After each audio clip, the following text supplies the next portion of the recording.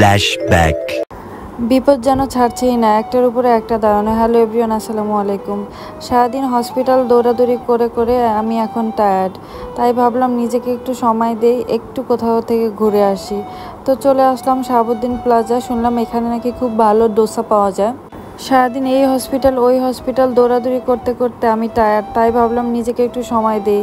যেহেতু বাইরে অনেক গরম, তাই আগে ঠান্ডা হওয়ার জন্য মার্কেটের ভিতরে চলে আসলাম। মার্কেটের ভিতর থেকে ঠান্ডা হয়ে এখন আবার বাইরে চলে আসছি। এখনও হসপিটাল যাচ্ছিলাম, ভাবলাম তার আগে একটু খাওয়া দাওয়া করে নিই, তাহলে হয়তো বা মনটা একটু ফ্রেশ হবে। তো হসপিটাল যাওয়ার আগে আমরা এখানে চলে আসছি ডোসা খাওয়ার জন্য। আর এখানে একটা মেয়েকে দেখতেছিলাম, তো ও খুব সুন্দর গিটার বাজাচ্ছিল, আমার কাছে খুবই ভালো লাগতেছিল। আর ও যেই জিনিসগুলো নিয়ে বসেছে ওগুলো সব ও নিজেই তৈরি করেছে, ওগুলো সব ও নিজের তৈরি। এই মেয়েটা মেবি ফরেনার, বাংলাদেশি না। দেখুন কত সুন্দর প্রতিভা, কত সুন্দর সুন্দর জিনিস তৈরি করে সে এখানে বসেছে সেল করার জন্য।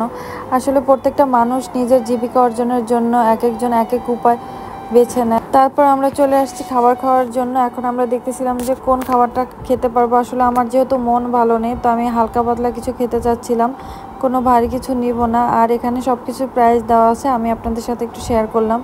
আমি আগে কখনো এই শাহাবুদ্দিন প্লাজাতে আসিনি, আজকেই আসা। ও ভালো কথা, এটা মোহাম্মদপুর অবস্থিত, Mohammadpur Shahabuddin plaza, ring road. তো এখান থেকে আমরা খাবার অর্ডার করে সিটের জন্য ওয়েট করতেছিলাম। আসলে এখানে সন্ধ্যার পরে সিট পাওয়া যায় না, অনেক ভিড় থাকে। তো এখানে জুসের আইটেমও ছিল, আমরা লেমন বিন নিয়েছিলাম। লেমন বিনটা অনেক মজা ছিল।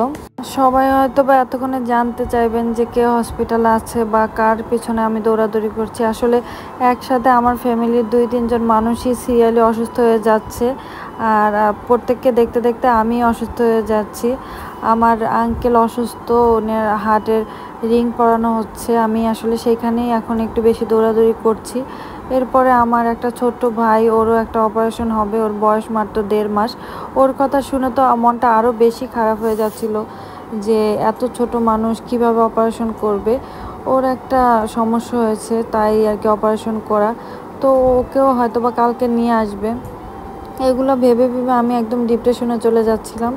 তাই ভাবলাম যে নিজের মাইন্ডটা একটু ফ্রেশ করার জন্য একটু কিছু খেয়ে একটু ঘুরে আসি, খাওয়া হবে আর ঘোরাটাও হবে। এই যে আমাদের খাবার চলে এসেছে, আমরা খাওয়া দাওয়া শুরু করে দিয়েছি। আমি মেইনলি টক দই খাই না, তারপরে আমি আজকে টেস্ট করতেছিলাম। এটা আসলে টক দইয়ের সাথে একটু গাজর মিক্সড করে দিয়েছে, তাই স্মেলটা একটু কম আসছে আর খুবই ভালো লাগতেছিল। আর ওদের টকটা সবচেয়ে বেশি মজা ছিল। আমি আজকে ফার্স্ট টাইমে এখানে ট্রাই করলাম খাবার। খাওয়া দাওয়া শেষ করে যখন হসপিটাল গেলাম, তখন সেখানে রূপ দেখে আমি পুরো অবাক হয়ে গেছি। কারণ নর্মালি যখন আমরা দিনের বেলায় হসপিটাল যাই, তখন সবাই কর্মব্যস্ত থাকে, কেউ কারোর সাথে কথা বলার সময় পায় না, কারো মনের আবেগ অনুভূতি শেয়ার করতে পারে না।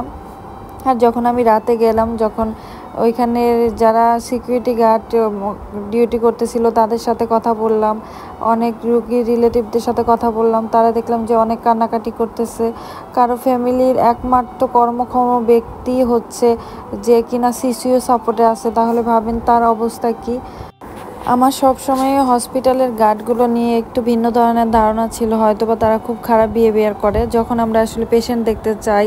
আসলে এটা তো তাদের ডিউটি না, কিন্তু ওই দিন গিয়ে আমার পুরো আর কি ধারণাটাই চেঞ্জ হয়ে গেল। যে তারা দেখলাম যে রোগীর লোককে বুঝাচ্ছে কান্নাকাটি করেন না। তারপরে একটা বয়স্ক মহিলার বয়স 70-এরও ঊর্ধ্বে, তার ছেলে সিসিউতে ভর্তি। সে দেখলাম যে একজন স্টাফকে ডেকে একটা পান দিল, যে বলে তুমি পানটা খাও, তুমি আমার মনটা ভালো করে দিয়েছো কথা বলার মাধ্যমে।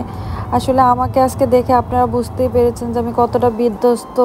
যেরকম মানসিকভাবে সেরকম শারীরিকভাবে আসলে আমার কোনো কিছুই ভালো লাগতেছিল না, অনেক টেনশন হচ্ছিল। সবাই আমাদের জন্য দোয়া করবেন। আজকে এই পর্যন্তই।